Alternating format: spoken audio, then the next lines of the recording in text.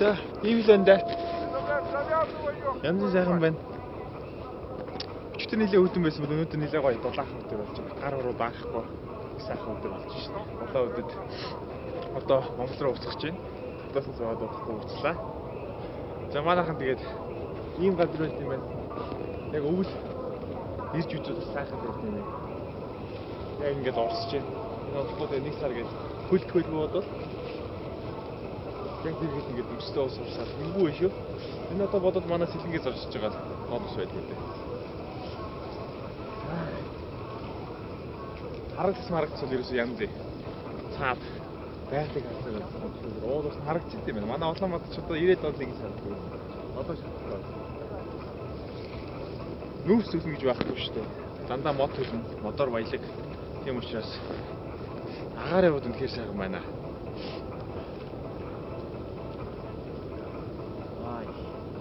Ярих юм алга найзуудаа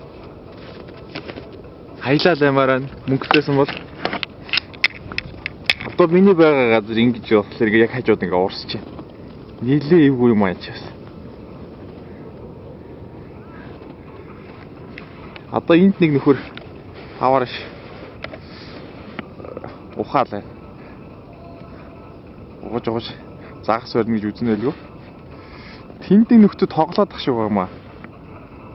Нэг хэсэг зам тавьсан тэн дээрээ нэг юм гулсууж нэг мөсөн гулгуулдаг шиг л. Тийм нэг иймэрхүү төнсөөр.